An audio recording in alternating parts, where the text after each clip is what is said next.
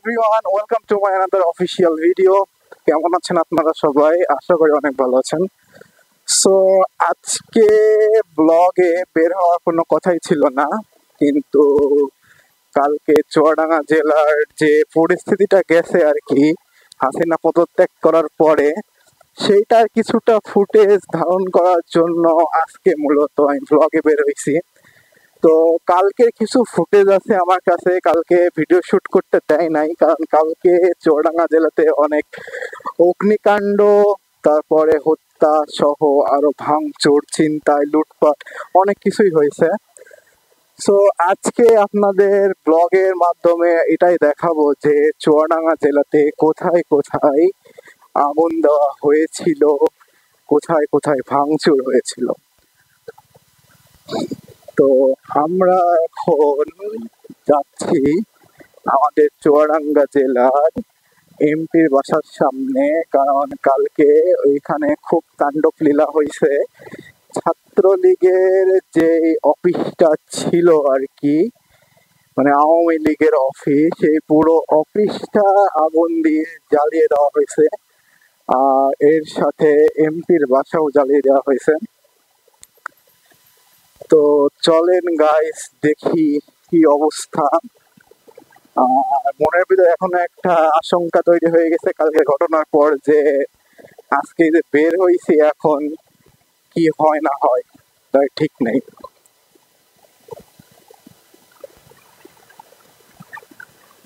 মোটামুটি চুয়াডাঙ্গা জেলা একটু শান্ত লাগতেছে, কিন্তু মনে হয় না সেটা খুব বেশিক্ষণের জন্য থাকবে। এই যে কালকে এই জায়গাতে এই যে ছাত্রলীগের যে অফিসটা ছিল, এখানে আওয়ামী লীগের অফিস, পুরো অফিসের অবস্থা খারাপ। পুরো অফিস ভেঙে গুড়িয়ে দিয়েছে সাধারণ জনগণ ও ছাত্ররা। এই যে দেখেন কি অবস্থা, এইখানে টায়ার পোড়ানো হয়েছিল। এরপর আপনাদের নিয়ে যাব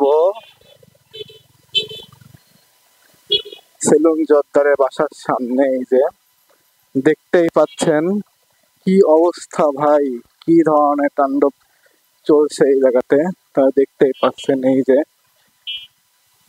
পুরো বাড়ি পুড়িয়ে ঘুরিয়ে দিয়েছে তারা, সব আগুন দিয়ে পোড়ানো।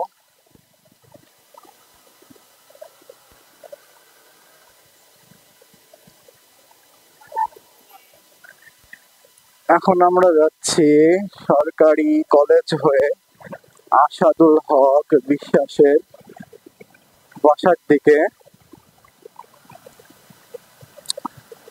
ওইখানে আপনার আরো অবস্থা খারাপ ছিল সন্ধ্যার দিকে, মানে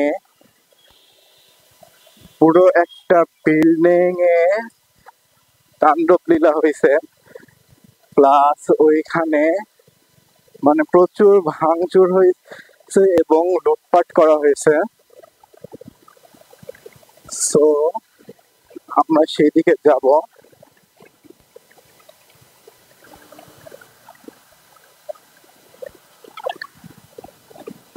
কালকে আমরা সরাসরি কোনো ফুটেজ ধারণ করতে পারি নাই, তার পেছনে একটাই রিজন, যে কেউ ভিডিও করতে দেয় নাই। এই জন্য মূলত পরের দিন, এখন বাজে বিকাল 4টা, আমরা বের হয়েছি পরিবেশ শান্ত হওয়ার পরে। তো এই যে সেই জায়গা সুন্দরবন কুরিয়ার সার্ভিসের এখানে, এইখানে এই যে বিগ বাজার, এখানে ভাঙচুর হয়েছে। এই যে আসাদুল বিশ্বাসের বাসার সামনে আগুন দেওয়া হয়েছিল, এখানে একটা গাড়ি পোড়ানো হয়েছে। আর এই যে দেখছেন পুরা বাসা গড়িয়ে দেওয়া হয়েছে, এখানে প্রচুর লুটপাট করা হয়েছিল। করা যাবে না, সরকারি স্থাপনা অফিস। এবার চলেন আমরা যাব মানে যেখান থেকে বিজয় মিছিল কালকে শুরু হয়েছিল, আমাদের চুয়াডাঙ্গা জেলার সেন্ট্রাল পয়েন্ট আর কি, সেন্ট্রাল পয়েন্টে আমরা যাব। ওইখান থেকে মূলত আর কি সবকিছু শুরু হয়। তো আমরা এখন সেন্ট্রাল পয়েন্টে যাব।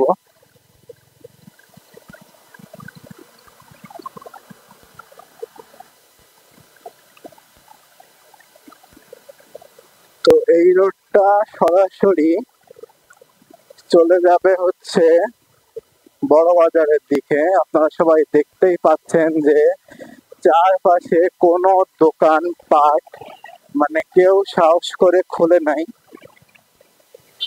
কারণ সবার মনের ভিতরে এখনো সেই ভয়টা কাজ করছে যে বলা যায় না, আবার হয়তোবা হতে পারে অরাজকতা, অগ্নিকাণ্ড এবং লুটপাট।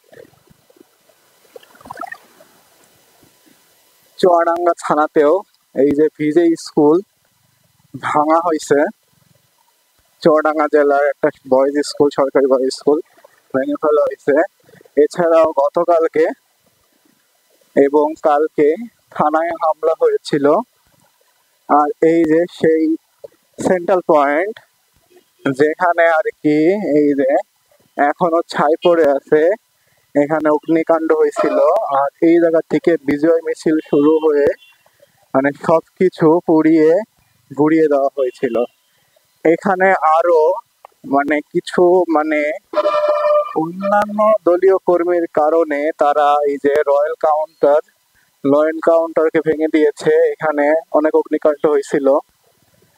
আর আপনারা দেখতেই পাচ্ছেন যে পূর্বাশা পরিবহনের কাউন্টারও কিন্তু ভেঙে দেওয়া হয়েছে। আর তার পাশাপাশি রতন ডিপার্টমেন্টাল স্টোর, এটার উপরে কালকে ভেঙে দিয়ে এখানে লুটপাট হয়েছে। তো মোটামুটি বলা যায় যে কালকে শেখ হাসিনা পদত্যাগ করার পরে কিন্তু চুয়াডাঙ্গা জেলাতে বেশ ভালো তাণ্ডব লীলা দেখাইছে আপনার বিভিন্ন দলের মিশ্রণ সহ ছাত্র এবং সাধারণ জনতা, যাদের 16 বছরের ক্ষোভ ছিল তারা সম্পূর্ণ এটা প্রকাশ করেছে। এখন এখানে কোন দল কিভাবে জড়িত সেটা কোনোভাবেই জানা যায়নি, কারণ গতকালকে যখন এই সমস্ত ঘটনা ঘটে তখন কোনো আইন শৃঙ্খলা বাহিনী উপস্থিতি ছিল না। সবকিছু মনে হচ্ছিল যেন একটা অন্যরকম অরাজকতা পরিস্থিতি। তো এখন মূলত আমরা যাচ্ছি একাডেমির মোড়ে, কারণ কালকে একাডেমির মোড়ে কিছু হয়েছিল কিনা সেটা আমার অগোচরে ছিল না। তো এখন আমরা একাডেমি মোড়ের দিকে যাচ্ছি। এখন দেখবো যে ওইখানে কোন রকম মানে কিছু হয়েছিল কিনা। এই যে ছাই কিন্তু এখনো রাস্তাতে পড়ে আছে। সো এভরিওয়ান, আশা করি ব্লগটা আপনাদের ভালো লাগবে। আর যারা এখনো আমার চ্যানেলটি সাবস্ক্রাইব করেন নাই, অবশ্যই আমার চ্যানেলটা সাবস্ক্রাইব করে দিবেন নতুন আপডেট পাওয়ার জন্য। আর ইনশাআল্লাহ আরো ব্লগ আসবে পরবর্তীতে, অনেক ভালো ভালো ব্লগ আসবে। আর এখন পরিস্থিতি তো অনেক খারাপ, ব্লগে বের হওয়া আর কি খুব রিস্কি। ইনশাআল্লাহ যতদূর সম্ভব পরিস্থিতি স্বাভাবিকে এলেই নতুন নতুন এনজয়মেন্ট ব্লগ আসবে। তো সেই জন্য অবশ্যই আমার চ্যানেলটি সাবস্ক্রাইব করতে ভুলবেন না। আর ভিডিওটি যদি ভালো লেগে থাকে অবশ্যই এটা লাইক দিবেন আর আপনার মতামতটি কমেন্টে জানিয়ে দিবেন।